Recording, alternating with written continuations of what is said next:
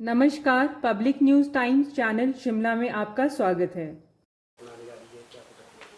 मैं समझता हूँ चाहे यूपी है, चाहे केरला, चाहे कोई भी स्टेट हो, जहाँ पर भी मैं समझता हूँ शिक्षा के क्षेत्र में, क्योंकि शिक्षा का क्षेत्र मात्र एक फील्ड को नहीं कह सकते, कई दृष्टिकोण से, कई एंगल से कोई स्टेट आगे है, दूसरी जगह वो पीछे है।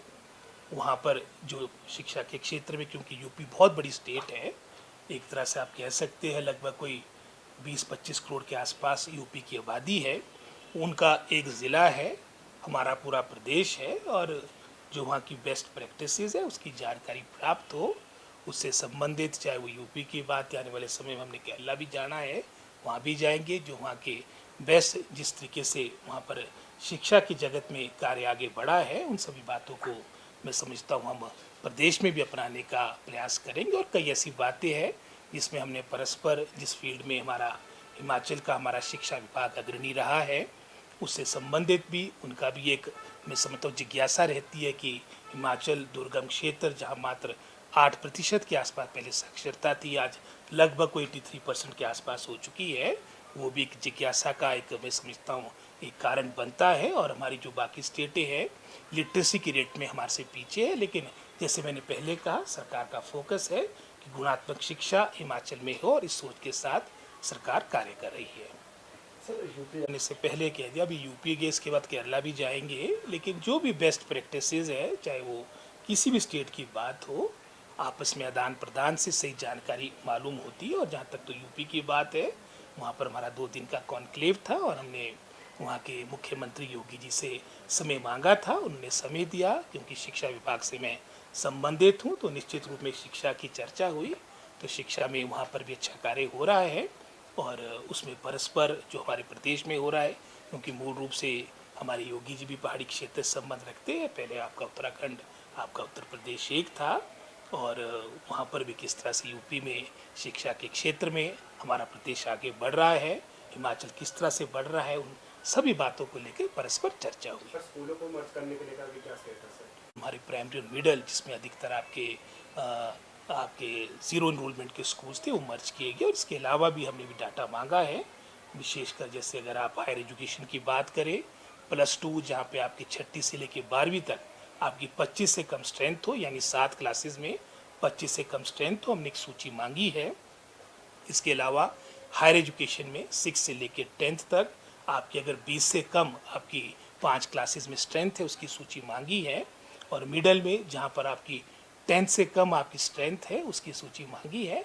और इन सभी बातों को लेकर मैं समझता हूँ पहले हम विभाग चर्चा करेगा, और एक ब्लूप्रिंट बनाकर, एक मैं समझता हूँ एक प्रस्ताव बनाकर हम कैबिनेट में जाएंगे कि इसमें आगामी निर्णय क्या करना है। नेता प्रतिपक्ष हमारी, मैं समझता हूँ, वाहवाही तो करेंगे नहीं, ये स्वाभाविक है, लेकिन मैं अगर अपने विभाग की बात करूँगा, लगभग कोई 3000 से अधिक बैच वाइज रिक्रूटमेंट हमारी इन 20 महीनों में हुई है।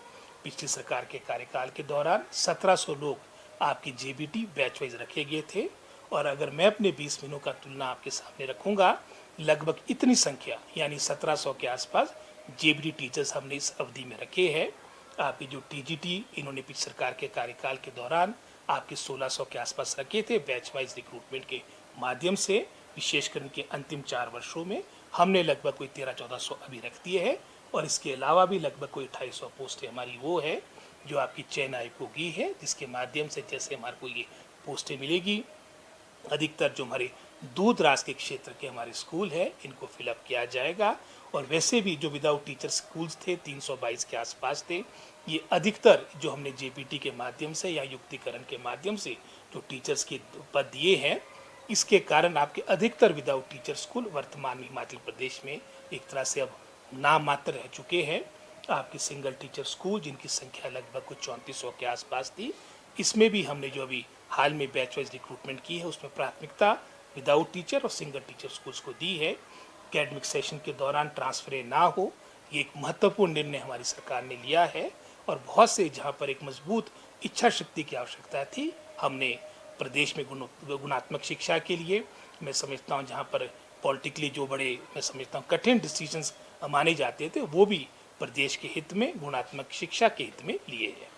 इसमें नहीं चलेगा, इसमें तो एनसीटी गाइडलाइंस के अनुसार ही आपकी रिक्रूटमेंट होगी। अगर हम करना भी चाहेंगे, फिर कोर्ट होते हैं, अधिकतर आपके बहुत से ऐसे हमारे मामले हैं, उदाहरण के तौर पे आपके पीईटीज़ के हैं, जहाँ पर लगभग कोई 850 के आसपास मार्क को परमिशन भी वहाँ पर अपॉइंटमेंट्स की या उन पोस्टों की स्वीकृति मिली हुई है, पिछली सरकार के समय की मिली हुई है, लेकिन कोर्ट में आज तक वो रुके पड़े हैं। कारण जब थोड़े एनसीटी गाइडलाइंस को आप वायलेट करना चाहेंगे तो लोग कोर्ट में चले जाते हैं। आपका जेपीटी का मुद्दा भी बीएड नॉन बीएड का बड़े लंबे टाइम तक सुप्रीम कोर्ट में रहा। आपके ऐसे बहुत से मुद्दे हैं जिसमें मैं समझता हूँ बड़े फूंक के कदम लेने पड़ते हैं, और एनसीटी गाइडलाइंस लागू हो ये मैं समझता हूँ सबके हित में रहेगा। और कहीं वहाँ पर अगर हमारे को जैसे अभी वर्तमान तो 2 वर्ष की कंडीशन है कि जिनका 2 इयर्स का डिप्लोमा है वही एलिजिबल होंगे। पहले ये हमारे पास स्थिति स्पष्ट हो जाए कि ऐसे कितने कैंडिडेट हैं, उसके बाद हम देखेंगे कि वर्तमान में क्योंकि लगभग कोई 6200 के आसपास हमने ये नियुक्तियां करनी हैं, कितने हमारे पद रिक्त पड़ते हैं, हमारे पास क्या क्या ऑप्शंस रहती हैं, उस पर विचार हम उसके उपरांत करेंगे। अभी हमारे यहाँ एनसीटी गाइडलाइंस 2 ईयर डिप्लोमा। धन्यवाद। वीडियो अच्छा लगा हो तो पब्लिक न्यूज़ टाइम्स चैनल को सभी मीडिया प्लेटफॉर्म्स पर लाइक, शेयर और सब्सक्राइब करें।